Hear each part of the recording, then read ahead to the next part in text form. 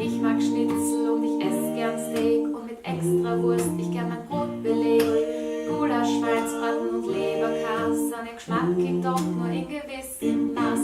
Weil da war jetzt gerade erst ein Bericht über künftig notwendigen Fleischverzicht. Menschen gibt es nämlich immer mehr und für die Rinderzucht ist das wohl eher schwer. Burger schmecken herrlich, doch fürs Klima sind's recht gefährlich. Drum empfiehlt man jetzt für den genussvollen Verzehr Schalalalala, esst mehr Insekten, das ist der Schwede-Forscher gerade entdeckt. Und wenn wir alle mehr Insekten verschlecken, wäre das global mal ein Signal. Esst mehr Insekten, wenn ihr nur Erntet die gut, die euch schmecken.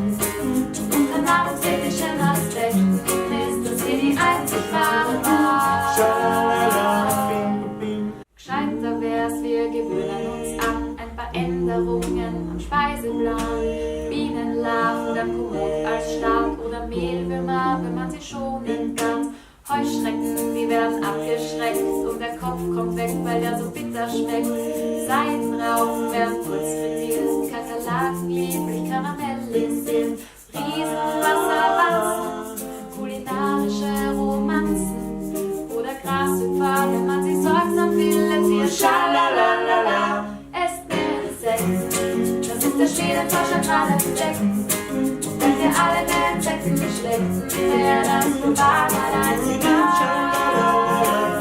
Esst mehr Insekten, wenn ihr nur Erntet die euch schmeckt. Und unter nahrungstechnischen Aspekten ist das hier die einzig wahre Wahl.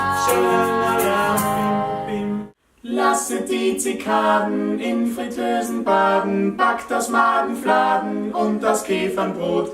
Kauscht statt Graupen, Raupen, Motten esst Gesotten, knackt gegrillte Grillen und Pillenkäferpastillen. Nascht die scharfen Larven, denn des Teufels Fliegen schmecken nicht nur in der Not. Entfernt nur die Chitine und genießt die Proteine.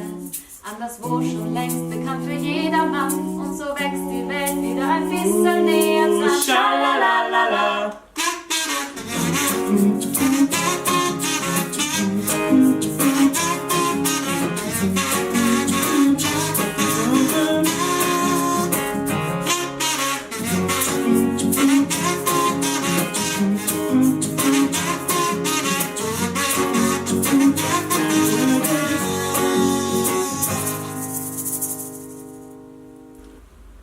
Esst mehr Insekten. Das ist der neue Trend der Aufgeweckten. Doch wenn ich ehrlich bin, sind die suspekten Aspekte in der Überzahl.